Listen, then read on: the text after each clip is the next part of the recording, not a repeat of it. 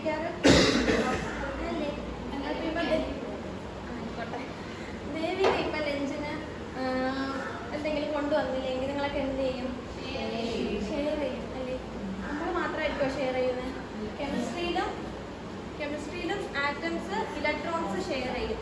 അങ്ങനെ കെമിസ്ട്രിയിൽ atoms electrons share ചെയ്തിട്ട് എന്തോന്നാവും? മോളിക്യൂളാവും.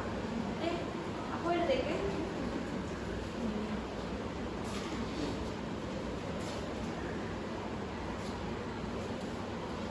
അമ്മ എണീറ്റിട്ട് ഇതൊന്ന് വായിച്ചേ.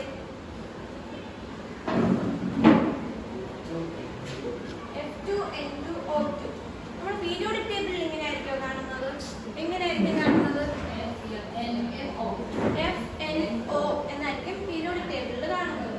പക്ഷേ നമുക്ക് കൂടുതലും F2N2O2 എന്നായിരിക്കും ഈ എലമെന്റ്സ് കൂടുതലും നമുക്ക് കാണപ്പെടുന്നത്.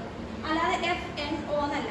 എങ്ങനെയാണ് FNO എന്ന് പറയുന്ന എലമെന്റ്സ് F2N2O2 എന്ന് പറയുന്ന ഡയറ്റോമിക് മോളിക്യൂൾസ് ആയതെന്ന് അറിയാമോ? അപ്പൊ നമുക്ക് നോക്കിയാലോ? ഓക്കെ. അപ്പോ നമുക്ക് ആദ്യം F എന്ന് പറയുന്നത് എന്താണ്? ഫ്ലൂറിൻ. ഫ്ലൂറിന്റെ അറ്റോമിക് നമ്പർ എത്രയാണ്?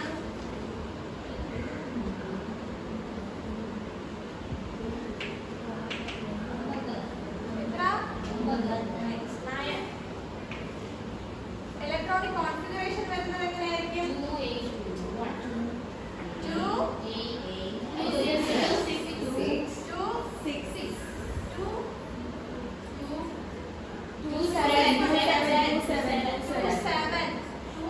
ആണ് ഫ്ലൂറിന്റെ അറ്റോമിക് കോൺഫിഗറേഷൻ. ഓക്കെ. അപ്പൊ നമ്മൾ ആദ്യത്തെ ക്ലാസ്സിൽ പഠിച്ചു എപ്പോഴാണ് ഒരു എലമെന്റ് മോർ സ്റ്റേബിൾ ആവുക? അതിന്റെ ഔട്ടർ മോസ്റ്റ് ഷെല്ലില് 8 ഇലക്ട്രോൺസ് വരും. അത് നമ്മൾ എന്ത് പറയും? ഒക്ടറ്റ് എന്ന് പറയും. ഓക്കെ. അപ്പോ ഫ്ലൂറിൻ ഇപ്പം 7 ഇലക്ട്രോണേ ഉള്ളൂ അല്ലേ? അപ്പൊ നമുക്കൊരു ഫ്ലൂറിൻ ആറ്റം വരയ്ക്കാം. ഔട്ടർ മോസ്റ്റ് ഷെല്ല് മാത്രമേ ഞാൻ വരയ്ക്കുന്നുള്ളൂ.